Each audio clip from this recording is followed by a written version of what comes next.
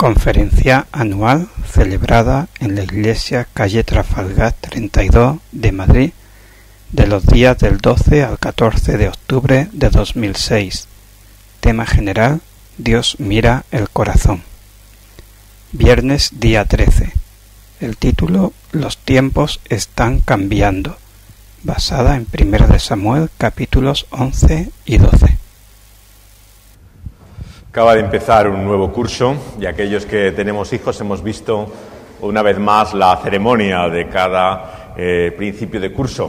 Libros nuevos, todas las cosas que tienen que comprar y todo lo que trae el aire de un comienzo, de un principio. Un aire de novedad y también, en cierto sentido, ¿por qué no?, de esperanza. Y algo también tiene nuestro texto delante de nosotros en esta mañana. Hay un nuevo comienzo. Todo él vemos que nos habla de el enorme futuro que parece haber por delante del pueblo de Dios. Una y otra vez se repite en este primer capítulo verbos que tienen que ver con la raíz salvar y que son traducidos de forma muy diferente en la versión Reina Valera. Encontramos la expresión en el versículo 3 de nos defienda, que viene del verbo que traducimos también a veces como salvar. En el 9 se traduce como ser librados. Y sobre todo este gran versículo 13, el Señor ha dado salvación en Israel. Así que nuestro texto nos pone de lleno ante la perspectiva de la salvación de Dios. Y esto es algo muy importante cuando nos acercamos a la vida de Saúl, porque Saúl, ya su propio nombre, tiene un rostro tan oscuro para nosotros que realmente parece que la luz, ¿no?, y todo aquello que Dios hace en medio del pueblo de Dios en tiempos de Saúl parece que se olvida. Y nos cuesta ver incluso a Saúl con otros ojos, a como estamos acostumbrados. Y realmente en este pasaje tenemos que hacer un esfuerzo especial para quitar de él todo aquello que asociamos con su vida y con su persona y ver realmente en él lo que nuestro pasaje nos muestra, un instrumento de salvación que Dios usa, un gran libertador, sin lugar a dudas, tan grande como los jueces que hubo en la antigüedad. Hay en su liberación y salvación del pueblo de Israel muchos rasgos de los jueces. Podríamos decir, en cierta forma, que estamos ante un nuevo Sansón. El Espíritu de Dios viene sobre él con poder y actúa con una inmensa fuerza y valor. También vemos en él otros rasgos. La estrategia militar, incluso, que utiliza aquí contra los amonitas, nos recuerda a la que hace Gedeón, también en el libro de los jueces, cómo distribuye también sus escuadrones en esta estrategia militar. La forma en que desuella y corta también este animal para distribuirlo nos recuerda también, por supuesto, al final del libro de Jueces, y cuando se busca hacer justicia ante el terrible crimen que se había cometido. En los últimos capítulos de este libro leemos esta historia.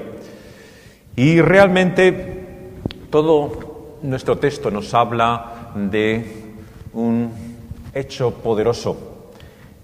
Como dice el versículo que hemos leído, el Señor da salvación a Israel. Pero el pasaje comienza con un tono diferente. Vemos la realidad del enemigo, la arrogancia del mundo que rodea al pueblo de Israel. El pueblo de los amonitas tiene un origen bastante oscuro. En el libro de Génesis leemos algo acerca de ese origen vergonzoso que tenía. Lo podéis leer en el capítulo 19, versículos 30 al 38. Lo cierto es que aquí aparece como un pueblo lleno de arrogancia. Los amonitas vemos que en Jabes de Galaad se muestran con una superioridad tal que realmente no temen nada. Hay tal inferioridad de condiciones por parte de los habitantes de este lugar que no tienen reparo realmente en llegar a alianza con ellos, en llegar incluso a conceder un plazo, ¿no?, como ellos le piden, porque no hay amenaza que puedan temer. El pacto que les proponen es sin duda bastante singular, nos parece a nosotros, ¿no?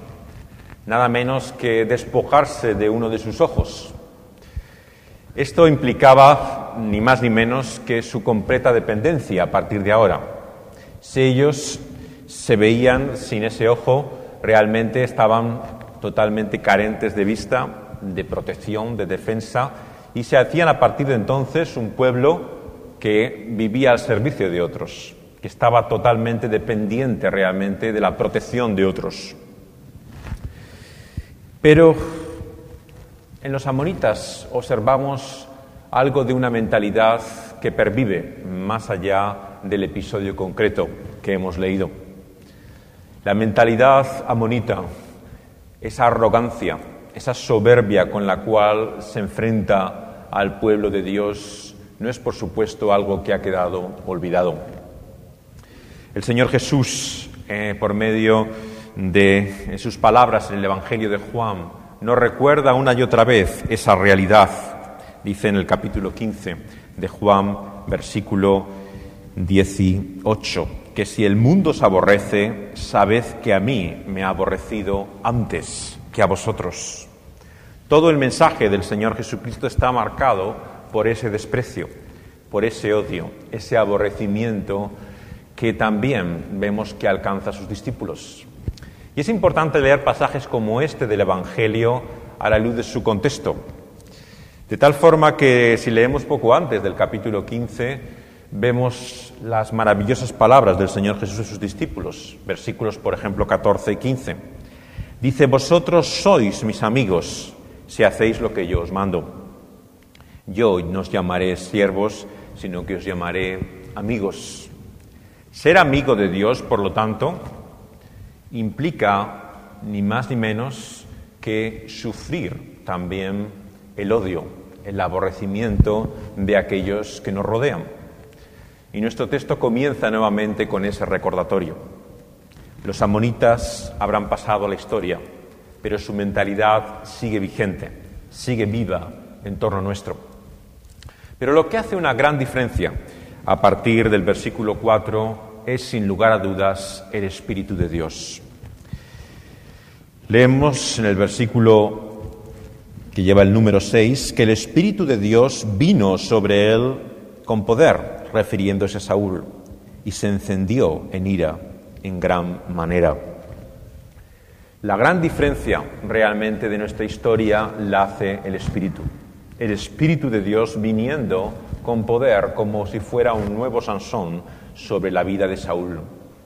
Y realmente el mensaje que deja, por lo tanto, para nosotros la palabra de Dios en esta mañana no es que Dios quiere usar al rey que Israel ha querido para salvar a su pueblo, sino que su propio Espíritu es el que va a traer la salvación a su pueblo. Y esto es lo que una y otra vez enfatiza el pasaje, el hecho de la dependencia de Él. Volviendo a las palabras del Señor Jesucristo: separados de mí nada podéis hacer. La dependencia es total, de tal forma que sobre cualquier cosa destaca su intervención y su obra. Es su Espíritu el que hace semejante victoria. Vemos cómo se levanta a Saúl entonces ante el clamor de los habitantes de Jabes de Galaad y trae una gran victoria, una victoria sobre su pueblo. Y nuevamente tenemos que hacer un esfuerzo para no intentar ver aspectos oscuros que muchos ya quieren vislumbrar en la vida de Saúl. La ira de Saúl, en principio, no tenemos que verla fundamentalmente como algo pecaminoso.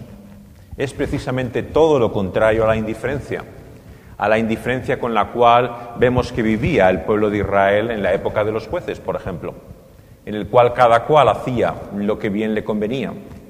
Y vemos que aparentemente nadie estaba dispuesto a levantarse si no era en contra de su hermano, como vemos al final del libro de Jueces. Sin embargo, Saúl vemos que es alguien indignado, con una santa indignación, si queremos, y se levanta así como instrumento de Dios para mostrar su mano poderosa, su liberación, como dice también nuestro texto. Y a continuación se reúnen a partir del versículo 14 en este lugar llamado Gilgal. Se repite varias veces en apenas 2 versículos. Gilgal es otro nombre también de grandes resonancias en la historia de Israel. Nos remite a Josué y al relato de los capítulos 3 al 5, a un momento bastante oscuro también cuando se enfrenta el pueblo de Dios a la tierra prometida. Y en Gilgal se renueva el pacto. Nuevamente, como vemos aquí, que se va a hacer también en la vida de Saúl. Hay una renovación, hay un compromiso, nuevamente, en primer lugar con Dios, pero sobre todo también con Saúl, con su ungido, con aquel que Dios ha elegido. Y en cierto sentido podemos encontrar en este capítulo algo de lo que define la vida cristiana. ¿Qué es en definitiva la vida cristiana sino un continuo arrepentimiento, una vuelta a Dios, una renovación que encontramos a partir de qué? A partir de la salvación que Dios ha obtenido para nosotros. En definitiva, por lo tanto, la victoria que Saúl da para su pueblo nos habla de un combate más grande, de una batalla definitiva, aquella que traerá la cruz del Calvario. Cuando un siervo mayor, sin lugar a dudas, que Saúl, se levantará y traerá una victoria sin precedentes. Y esa, su salvación, también traerá la renovación de su pacto, de su alianza. Aquella sangre derramada sellará un nuevo comienzo, un nuevo inicio. Y de esto es de lo que nos habla el capítulo siguiente, el capítulo 12. Y comienza realmente con toda una historia de lo que Dios tiene, en este caso, en nuestra contra. Se destaca de un modo particular la fidelidad de Samuel, pero en contraste con la infidelidad del pueblo de Dios. Una y otra vez vemos que se muestra la conciencia en paz que tiene Samuel respecto a todo el tiempo en que ha actuado dirigiendo al pueblo de Israel. En contraste, ¿cuál es la infidelidad de su pueblo? Olvidaron al Señor su Dios, dice el versículo 9. Clamaban al Señor, es cierto, cuando venía la aflicción, y decían, como le dice el versículo 10, hemos pecado, hemos dejado al Señor, hemos servido a Baales y a Astarot, líbranos pues ahora de mano de nuestros enemigos y te serviremos.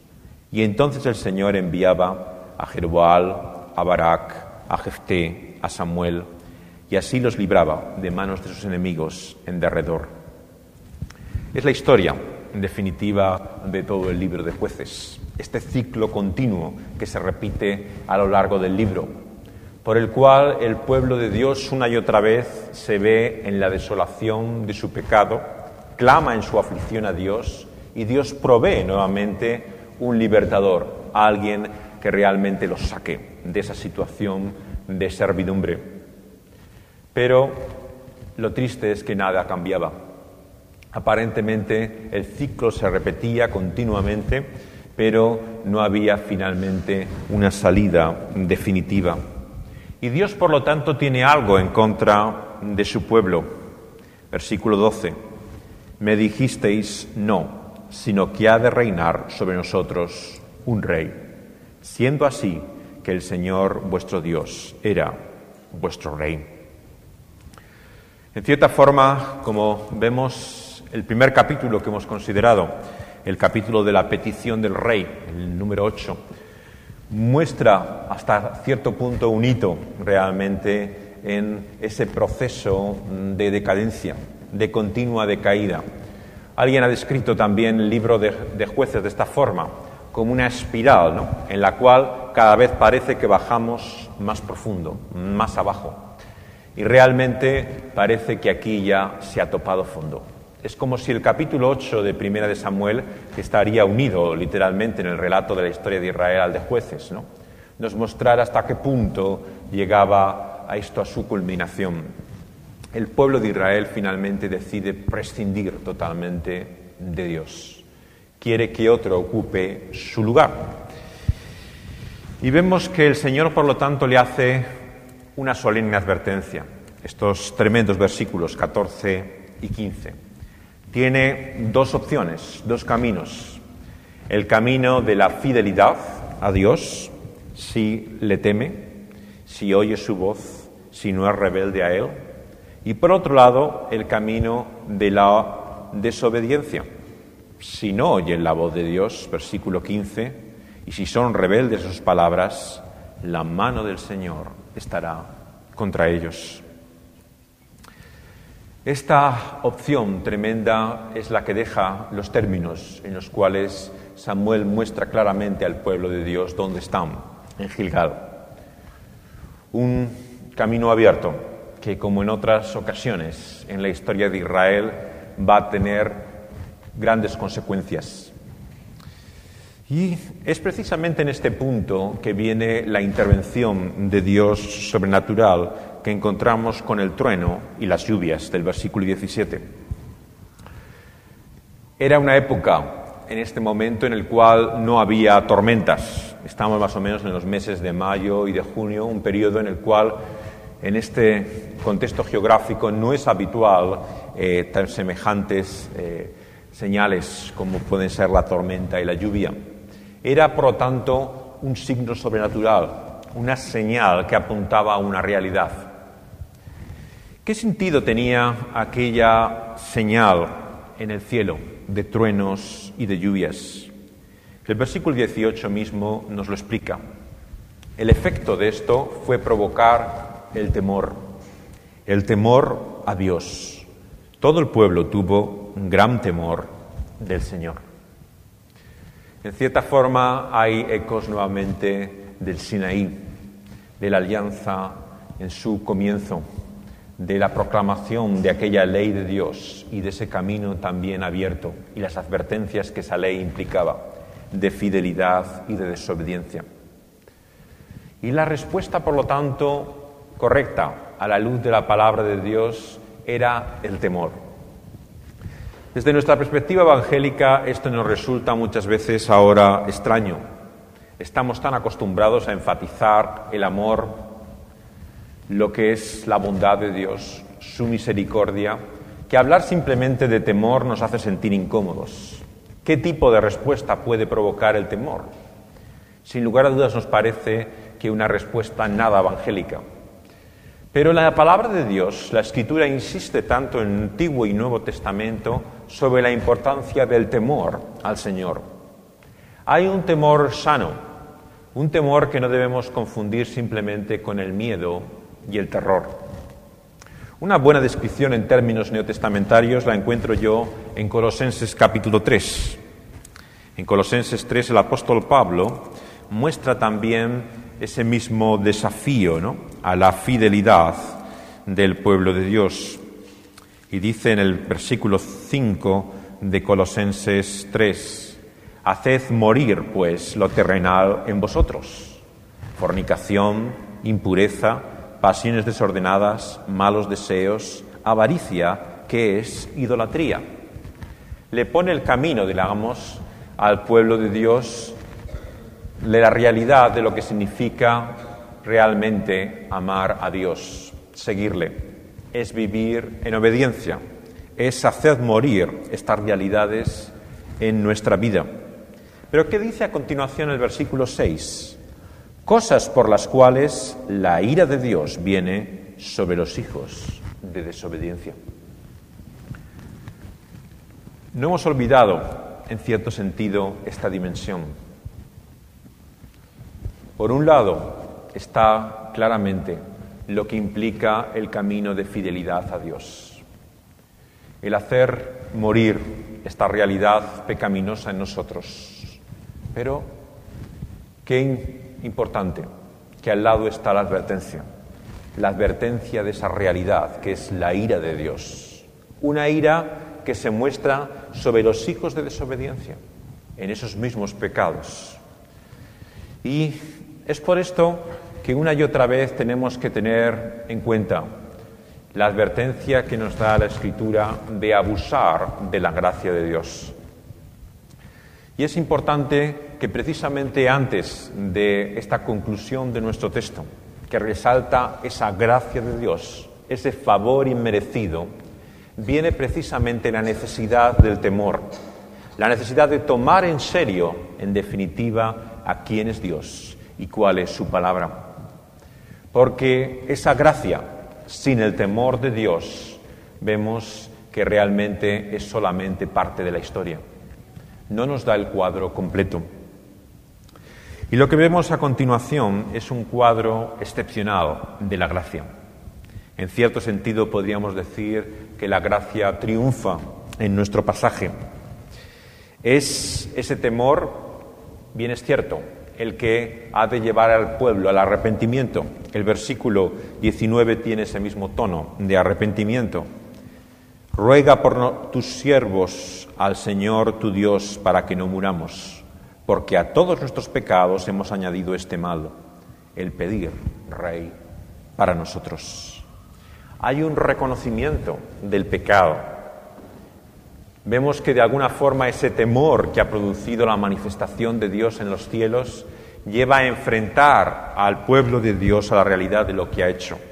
¿Qué significaba realmente el pedir rey? Y al reconocer su pecado es que en nuestra conclusión llegamos a este tremendo cuadro de la gracia de Dios. Samuel responde al pueblo, versículo 20, no temáis. Vosotros habéis hecho todo este mal, pero con todo eso, no os apartéis de en pos del Señor, sino servidle con todo vuestro corazón. No os apartéis en pos de vanidades que no aprovechan, ni libran, porque son vanidades. Pues el Señor no desamparará a su pueblo por su grande nombre, porque el Señor ha querido haceros pueblo suyo. Versículo 24. Solamente temed al Señor y servidle, de verdad, con todo vuestro corazón. Realmente la palabra de Dios nos da una nueva visión de la gracia de Dios, como Dios en ese favor inmerecido, en esa actitud asombrosa, dice, no temáis. Habéis pecado, grande es vuestro mal, pero con todo eso, apartaos, no del Señor, sino del pecado, de las vanidades, de la idolatría, y servid a Dios con todo vuestro ser. Vemos aquí, por lo tanto, que la palabra de Dios concibe el arrepentimiento no como una recreación en el mal que hemos cometido. No es esto, al fin y al cabo, una y otra vez el problema que tenemos. Cuando tenemos una conciencia de pecado, es como una cinta que vuelve a rebobinar, ¿no? Y vemos la realidad de lo que hemos hecho. Su visión nos consterna, pero es como si estuviéramos atascados realmente en esa manifestación, en esa visión en nuestra mente que recordamos una y otra vez de nuestro mal. Pero qué significativo que la palabra de Dios nos dice con todo eso.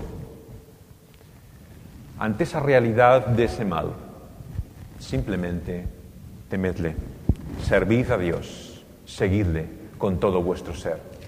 Pone un camino delante de nosotros, un camino nuevo a seguir, y pasa página realmente sobre esa historia pasada. Este es en definitivo también el signo de esa renovación que el Señor espera de nosotros continuamente.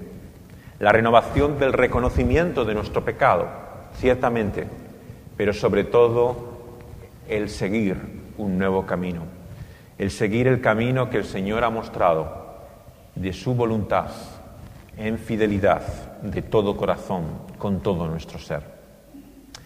Y la gran pregunta es, ¿cómo es esto posible? Y es por esto que creo que el versículo que concluye propiamente nuestro texto, podríamos decir que es el versículo 24. Solamente temed al Señor y servidle de verdad con todo vuestro corazón, pues considerad cuán grandes cosas ha hecho por vosotros. Pero hay un versículo antes que realmente nos da también la clave necesaria.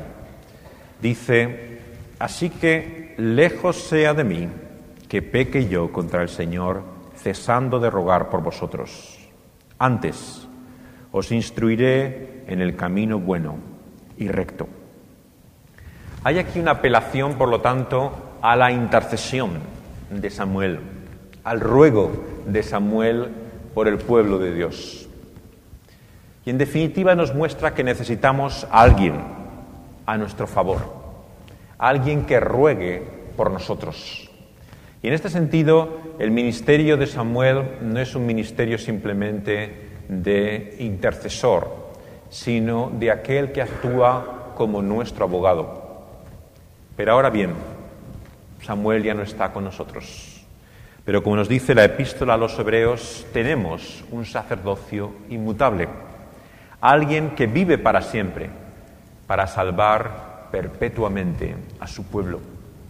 El sumo sacerdocio, por lo tanto, del Señor Jesucristo se convierte en el centro de esa renovación continua que implica la vida cristiana.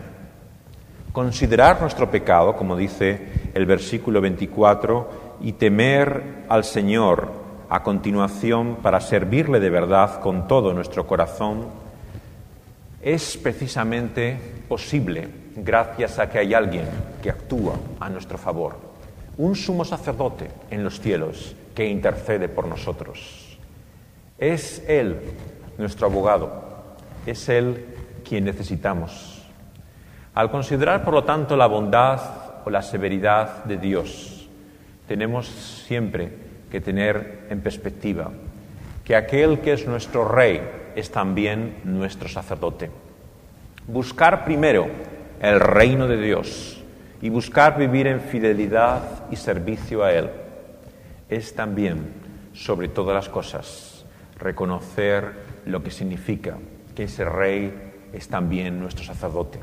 Aquel a quien podemos venir con todos nuestros fracasos, con todos nuestros fallos, miserias y pecados, y comenzar de nuevo. ¿Qué hacemos, por lo tanto, cuando volvemos a caer como el pueblo de Dios en tiempos de Saúl? ¿Qué hacemos cuando volvemos a fallar y fracasar? De rodillas, llorando, decirle al Señor: intentaré hacerlo mejor, comenzaré de nuevo, renovar nuestras promesas de fidelidad. A la luz de la palabra de Dios no hay más que un camino, que es volver a esa cruz, volver al comienzo realmente de la única razón y explicación de la vida de Dios que hay en nosotros, que es Cristo Jesús. Es Él quien nos da no solamente el perdón, sino quien nos da también la vida renovadamente, las fuerzas, el ánimo para volver a comenzar. Es quien ruega constantemente, perpetuamente, con su sacerdocio inmutable delante de Dios. ¿A quién iremos, por lo tanto, con nuestro pecado? ¿Cómo buscaremos andar en fidelidad? Pues rogando al Señor, al sumo sacerdote y Rey, cuyo reino debemos buscar sobre todas las cosas.